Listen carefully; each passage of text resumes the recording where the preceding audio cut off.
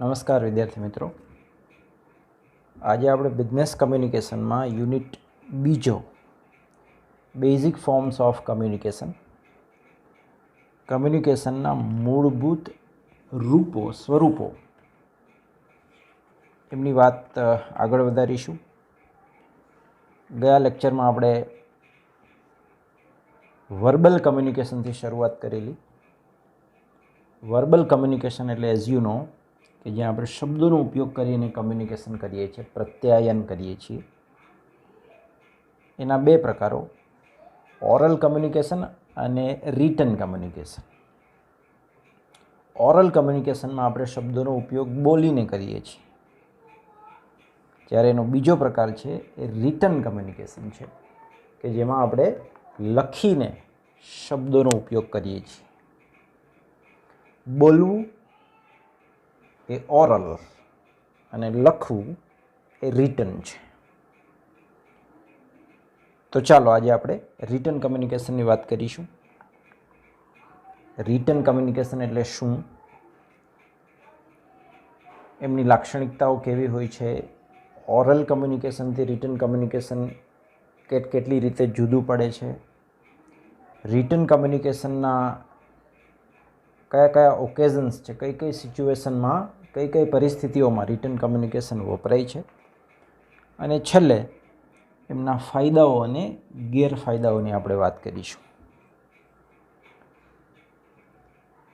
Return communication છે એ પ્રયત્નોનું પરિણામ છે. બોલવું છે એ વ્યક્તિ માટે સહજ અને સ્વાભાવિક છે, સ્પોન્ટેનિયસ છે. જ્યારે લખવું એ શીખેલી બાબત છે. નાનું બાળક જન્મ લે પછી એ બોલતા પહેલાં શીખે છે, પછી એ સ્કૂલે જાય અને લખતા શીખે છે. ઓરલ કમ્યુનિકેશન, ઓરલ મેટર છે પહેલાં આવે છે અને પછી રિટન મેટર આવે છે. બોલતા શીખવામાં એ બાળકને કોઈ ટ્રેનિંગની, તાલીમની જરૂર નથી પડી, પણ એમને લખતા શીખવાડવા માટે એમનો હાથ પકડવો પડ્યો, એમને એકડો ઘૂંટાડવો પડ્યો, કલમનો ક એમને શીખવાડવો પડ્યો. તો return communication is a result of training. Return communication is a result of constant efforts. એમાં પ્રયત્નો કરવા પડે છે અને પછી એ અસ્તિત્વમાં આવે છે. લખવું એ અઘરી બાબત છે, કારણ કે લખવા બેસીએ પહેલાં બરાબર બધું વિચારવું પડે કે કયા કયા મુદ્દાઓ વિશે હું લખીશ. એ મુદ્દાઓ તમારા મગજમાં આવે પછી એને એક તાર્કિક ક્રમમાં, એક બુદ્ધિપૂર્વકનો એને ક્રમ આપવો પડે. તમે નિબંધ લખવા બેસો ત્યારે એ નિબંધમાં જેટલા મુદ્દાઓ તમારા મગજમાં છે એને તમે એક સિક્વન્સ આપો છો, તમે એને એક ક્રમ આપો છો, એને એક લોજિકલ ઓર્ડરમાં અરેન્જ કરો છો, ગોઠવો છો. પછી તમે એને લખવા બેસો છો કે પછી તમે એને કમ્પ્યુટરમાં કીબોર્ડની મદદથી ટાઈપ કરો છો.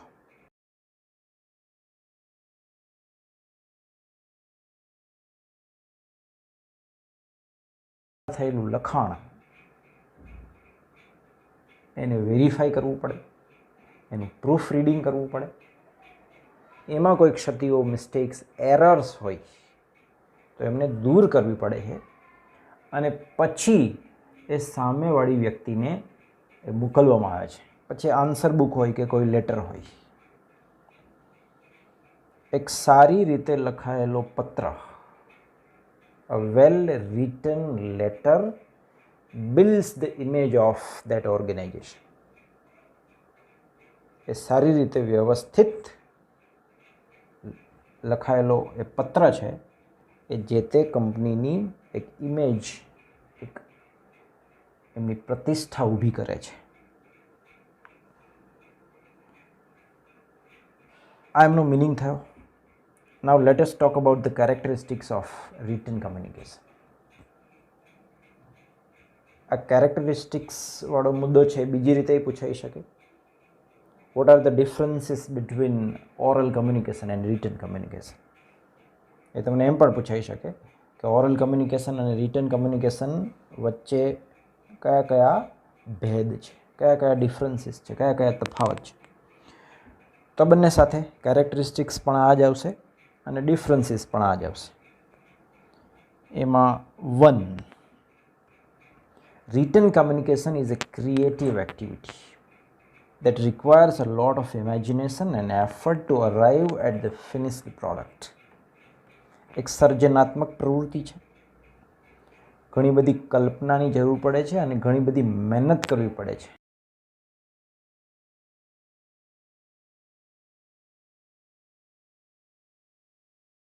conscious effort.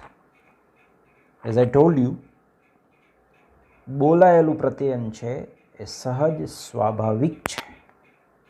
કોઈ ખાસ મહેનત વગર એ થતું કમ્યુનિકેશન છે. જ્યારે રિટન કમ્યુનિકેશન છે એમાં જાગૃત થઈને મહેનત કરવી પડે, પ્રયત્ન કરવો પડે છે. In case of written communication we have to first of all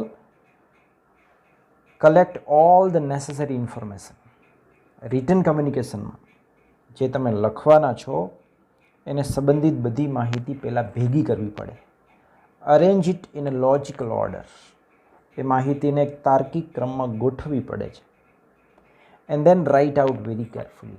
અને પછી ખૂબ કાળજીપૂર્વક, ભૂલ ન થાય, એરર્સ ના આવે એવી રીતે લખવી પડે છે અથવા તો ટાઈપ કરવી પડે છે. We have to be very careful at every step. આ દરેક સ્ટેપ ઉપર ખૂબ કાળજી રાખવી પડે છે. Letters and reports nicely produced reflect the image of the organization. As I told you earlier, કે લેટર અને રિપોર્ટ્સ જો સારી રીતે લખાયેલા હોય તો ઓર્ગેનાઇઝેશનની ઇમેજ બને છે. સારો પત્ર સારી ઇમેજ, નબળો પત્ર નબળી ઇમેજ બનાવે છે. કેરેક્ટરિસ્ટિક બીજી અથવા તો difference number 2. Another important feature of written communication is the time factor that is involved in it. બીજી મહત્વની બાબત છે સમય સંબંધિત. Oral message in a face-to-face situation or through telephone reach the receiver immediately. બોલાયેલું કમ્યુનિકેશન પછી આમને સામને બેસીને થયું હોય કે ટેલિફોન ઉપર થયું હોય એ તાત્કાલિક થાય છે. રિસીવરને તરત મળે છે message. And the feedback almost all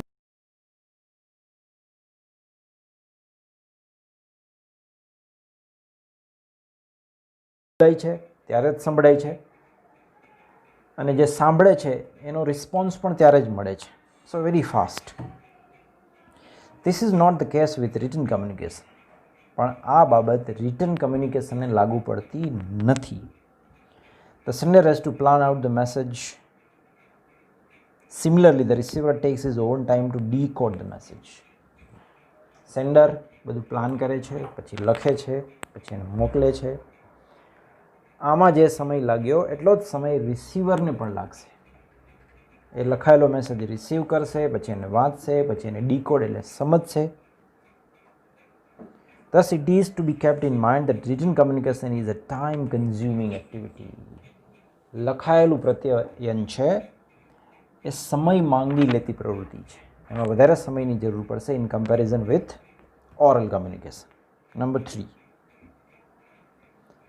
In oral communication, there can be continuous exchange of ideas. Oral કમ્યુનિકેશનમાં એક કન્ટિન્યુટી છે, એક સાતત્ય છે, એક ધારાપણું છે. Till the matter is settled. જ્યાં સુધી બાબત સેટલ ન થાય, પ્રશ્ન ઇસ્યુ છે એનો ઉકેલ ના આવે ત્યાં સુધી એ સતત ચાલુ રહે છે. But in written communication the continuity is not maintain. પણ લખાયેલા પ્રત્યયનમાં એ એક ધારાપણું જળવાતું નથી.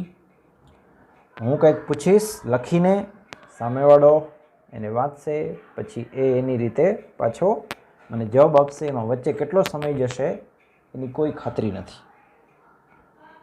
તો કન્ટિન્યુટી નથી. રિટન કમ્યુનિકેશનમાં, જ્યારે ઓરલ કમ્યુનિકેશનમાં એક કન્ટિન્યુટી છે, એક ધારાપણું. Number 4, written communication calls for greater precision as the receiver cannot ask questions directly on a particular point. Written કમ્યુનિકેશનમાં વધારે ચોક્કસાઈની જરૂર પડે છે, કારણ કે તમે એક વખત લખી નાખો, એ રિસીવરને મળે છે ત્યારે એ એમાં કોઈ ક્લેરિફિકેશન નહીં કરી શકે કે આ તમે લખેલી બાબત મને સમજાણી નથી, એવું ડાયરેક્ટલી કોઈ મુદ્દા ઉપર પૂછી નહીં શકે. Therefore, the words chosen must be clear and precise. અને એટલે રિટન કમ્યુનિકેશન માટે જે શબ્દો, વાક્યો, ભાષાની તમે પસંદગી કરો છો એ સ્પષ્ટ હોવા જોઈએ, ચોક્કસાઈપૂર્વકના હોવા જોઈએ. In case of oral communication, the receiver can seek clarification on the spot. Oral કમ્યુનિકેશનમાં રિસીવર છે એ ન સમજાયેલી બાબતને ઓન ધ સ્પોટ એ ક્લેરિફાઈ કરી શકે છે, એની ચોખવટ કરી શકે છે. A written message is usually shorter than an oral message. છેલ્લો ભેદ કે છેલ્લી લાક્ષણિકતા, રિટન મેસેજ છે એ ઓરલ મેસેજ કરતાં શોર્ટ હોય છે. ઓરલ મેસેજ, બોલાયેલી વાત લાંબી હોય છે, જ્યારે લખાયેલી વાત છે એ ટૂંકી હોય છે. તો આ થયા બંને વચ્ચેના કેટલાક ભેદ, અથવા તો તમે આને રિટન કમ્યુનિકેશનની લાક્ષણિકતાઓ પણ કહી શકો. બીજો મુદ્દો, occasions for written communication. Written communication કયા કયા પ્રસંગે, કયા કયા માધ્યમોથી યુઝ થાય છે. There are many situations in which written communication is used and many types of documents are prepared for official work. The layout of each document is fixed by custom. ઘણી બધી પરિસ્થિતિઓમાં, ઘણા બધા પ્રસંગે રિટન કમ્યુનિકેશનનો યુઝ થાય છે. એમાં અલગ અલગ પ્રકારના લેટર્સ અને ડોક્યુમેન્ટ્સ વપરાય છે. એ દરેક લેટર, એ દરેક ડોક્યુમેન્ટ છે, એનું ફોર્મેટ, એનું માળખું એ પણ જુદું જુદું હોય છે. પહેલી સિચ્યુએશન, પહેલું માધ્યમ, પહેલો ઓકેઝન કે જ્યાં રિટન કમ્યુનિકેશન યુઝ થાય છે એ છે મેમોરેન્ડમ, જેને આપણે ટૂંકમાં મેમો કહીએ છીએ. એક પ્રકારનું સૂચનાપત્ર છે. Memorandums are a form letter written inside the business. આ બિઝનેસની, આ વિધિન ધ ઓર્ગેનાઇઝેશન, કંપનીની અંદરો અંદર જ લખાતો આ પત્ર છે, એક પ્રકારનો લેટર જ છે. ઇન્ટરનલ કમ્યુનિકેશનનું આ એક માધ્યમ છે. They are written messages by employees in the conduct of their work. આ સિનિયર દ્વારા લખાયેલો એમના જુનિયરને એમના કામ સંબંધિત એમનો જે વ્યવહાર છે એના માટેનો પત્ર છે. કોઈ મોડું આવતું હોય, કોઈને એમના કામ સંબંધિત કંઈક માર્ગદર્શનની જરૂર હોય તો એને એ મેમો આપવામાં આવે છે. સામાન્ય રીતે આપણે અહીંયા ઓફિસીસની અંદર મેમો છે એને નેગેટિવ સ્વરૂપમાં સમજવામાં આવે છે કે કોઈ કાંઈ ભૂલ કરે ત્યારે એને મેમો આપવામાં આવે છે. But that is not the case. Memo છે એ પોઝિટિવલી પણ આપી શકાય છે, રાઈટ. દરેક કંપનીને એમનો એક સ્ટાન્ડર્ડ મેમો ટેમ્પલેટ હોય છે, તૈયાર કરેલું ફોર્મ જ હોય છે, ખાલી એમાં વિગત લખી અને જે તે કર્મચારીને આપવાની હોય છે. અહીંયા એક એક્ઝામ્પલ, એક નમૂનો, એક સેમ્પલ આપ્યું છે. કંપનીનું નામ છે રાજુ એન્જિનિયરિંગ, શીર્ષક છે મેમો. ટુ એટલે જેને એ મેમોરેન્ડમ આપવામાં આવે છે, સૂચનાપત્ર, એનું નામ આવે છે. ફ્રોમ, જે આપે છે મેમો, એનું નામ અને હોદ્દો આવશે. સીસી એટલે એકથી વધારે વ્યક્તિને જો એ મેમો આપવાનો હોય તો એ દરેકનું નામ ત્યાં લખી શકાય. તારીખ આવશે, પછી રેફરન્સ આવશે, એટલે કે સબ્જેક્ટ, કયા અનુસંધાને કઈ બાબત તમે એને એ મેમો આપો છો, એ બધી વિગત છે મેમોરેન્ડમમાં આપશે. કોડ ઓફ કન્ડક્ટ, કામ સંબંધિત બાબતોની કોઈ સૂચના હોય, કોઈ બાબતનું ધ્યાન દોરવાનું હોય તો એક કર્મચારી બીજા કર્મચારીને મેમો આપે છે.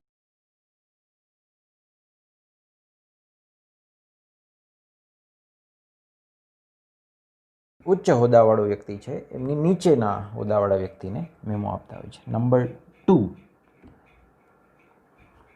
નોટિસ. એ ખૂબ જાણીતું રિટન કમ્યુનિકેશન છે. સ્કૂલ કોલેજીસમાં ઘણી બધી નોટિસ વારંવાર આવતી હોય છે. રજાઓ બાબતે કે કોઈ સ્પર્ધાઓની જાહેરાત કરવા બાબતે નોટિસીસ આવતી હોય છે. એક અગત્યનું રિટન કમ્યુનિકેશન છે. જ્યારે યુનિવર્સિટીમાંથી કે સરકારમાંથી, ગવર્મેન્ટમાંથી સર્ક્યુલર આવતા હોય છે, એ બહારથી આવેલા સર્ક્યુલરમાં જે માહિતી હોય છે એ તો ખૂબ લાંબી હોય છે, પણ એને પેરાફ્રેઝડ કરીને, એને શોર્ટ કરીને, એને સમરાઇઝ કરીને એ માહિતીને નીચેના લેવલ સુધી લઈ જવા માટે નોટિસીસ આર વેરી યુઝફુલ. નોટિસીસ વપરાય છે. ખૂબ કાળજીપૂર્વક શબ્દોની પસંદગી કરી અને સરળ ભાષામાં નોટિસ તૈયાર કરવામાં આવે છે, જેથી કરીને કંપનીની વાત કરીએ તો એમના વર્કર્સ કે જેમનું નોલેજ એટલું ઉચ્ચ કક્ષાનું નથી હોતું, જેમની ભાષાની આવડત છે એ પણ એટલી સુપ્રીમ નથી હોતી, એમના માટે કે જે લોએસ્ટ ઇન્ટેલિજન્સ ધરાવે છે એવા વર્કર્સ માટે પણ સિમ્પલ નોટિસ તૈયાર કરવામાં આવે છે, જેથી એ નોટિસની બાબતોને સારી રીતે સમજી શકે છે. એના પછી આવશે ટેલિગ્રામ, કે જે અત્યારે યુઝમાં નથી. વન્સ અપોન અ ટાઈમ, એક સમય હતો કે જ્યારે ટેલિગ્રામ દ્વારા કોઈ દૂરની વ્યક્તિ કે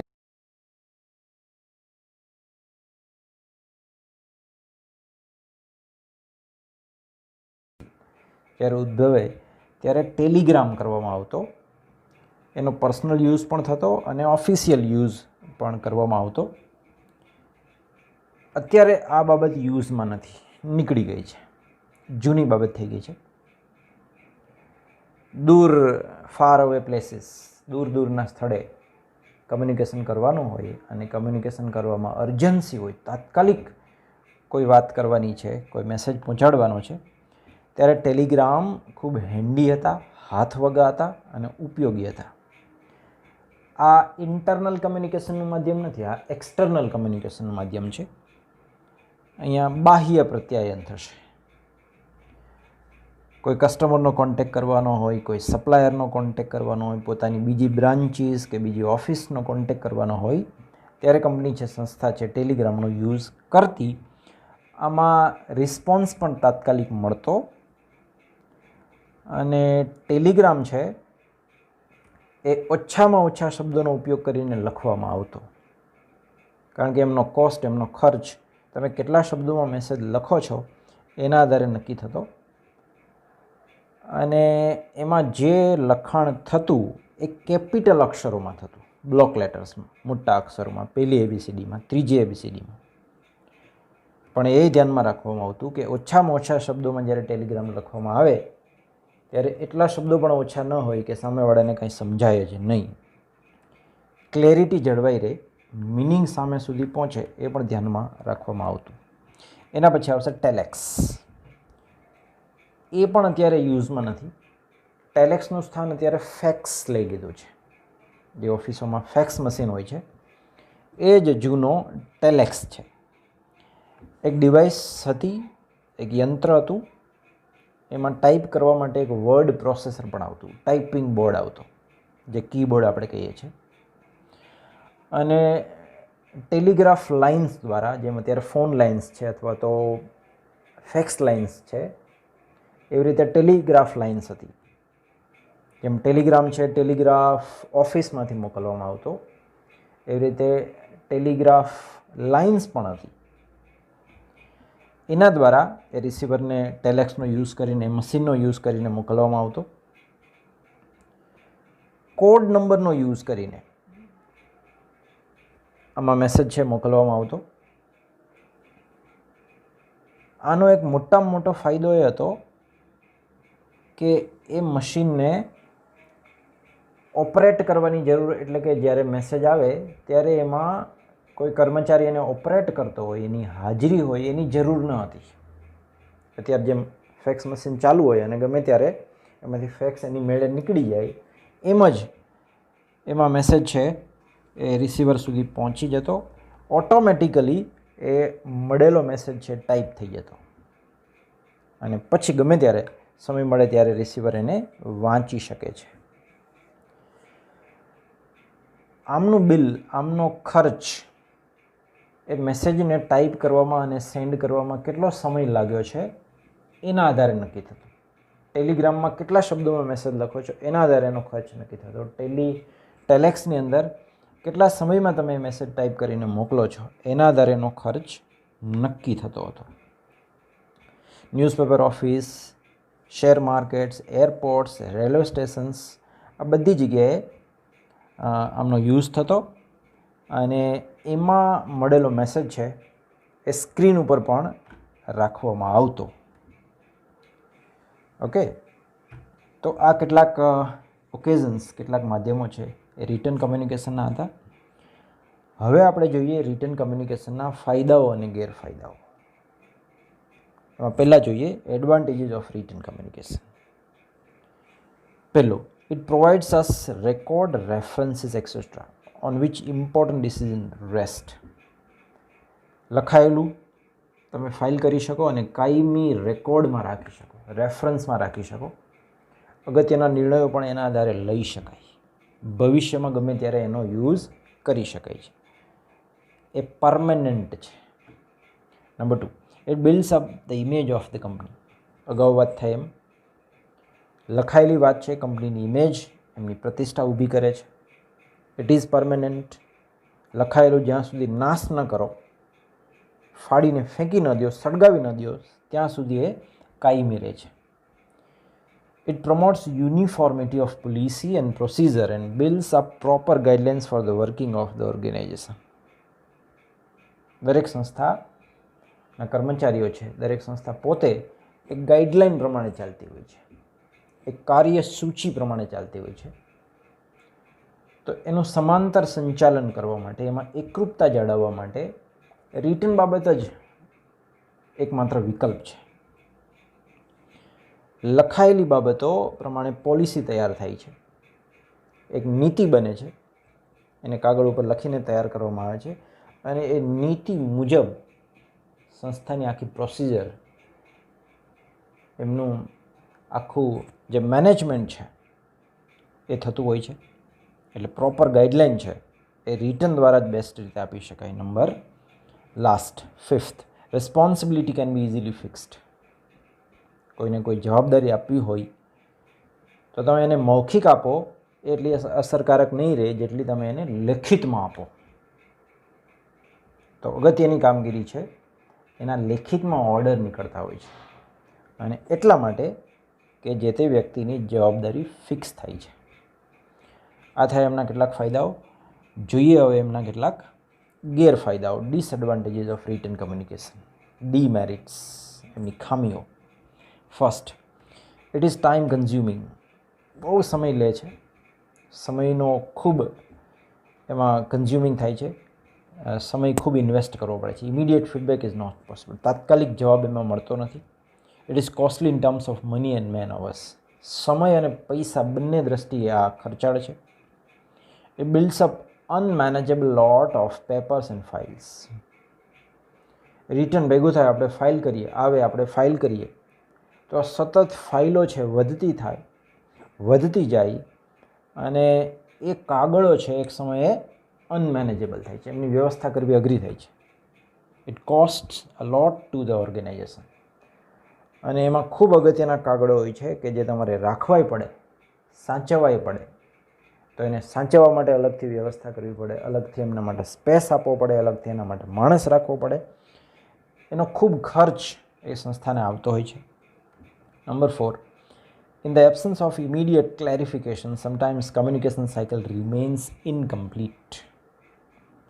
ઓન ધ સ્પોટ ચોખવટ રિટન કમ્યુનિકેશનમાં નથી થતી, ઓરલ કમ્યુનિકેશનમાં થાય છે. એટલે ક્યારેક આ ચોખવટ ઓન ધ સ્પોટ ન થવાને કારણે કમ્યુનિકેશનની આખી સાયકલ છે, એનું આખું ચક્ર છે એ અધૂરું રહી જતું હોય છે, ઇનકમ્પ્લીટ રહી જાય છે. Number 5, last, Written communication calls for greater efficiency in terms of selection of words. Return communication જ્યારે કરે કોઈ વ્યક્તિ ત્યારે એમના શબ્દોની પસંદગી કરવામાં ખૂબ ચોક્કસાઈની જરૂર પડે છે, ખૂબ જ ચોક્કસાઈની જરૂર પડે છે કે જે શબ્દો છે એ તમારી ગેરહાજરીમાં પણ સામેવાળા વ્યક્તિને કન્વિન્સ કરી શકે, પરસ્યુએશન કરી શકે અને સમજાવી શકે. Therefore, it becomes ineffective in the hands of people who are not so good at expression. એટલે જે લોકોને લખવાની આવડત નથી, જે લોકોની અભિવ્યક્તિ સારી નથી, એવા લોકો છે એ રિટન કમ્યુનિકેશન માટે યોગ્ય વ્યક્તિઓ નથી. એમના દ્વારા થયેલું કમ્યુનિકેશન ઇનઇફેક્ટિવ, બિનઅસરકારક રહેશે. એટલે જે લોકો લખવામાં વેલ વર્સ્ડ છે, લખવામાં જેની સારી આવડત છે, જે ઇમેજિનેશનવાળા છે, જે ક્રિએટિવ છે, એવા લોકો દ્વારા થયેલું રિટન કમ્યુનિકેશન એ આદર્શ રિટન કમ્યુનિકેશન રહેશે.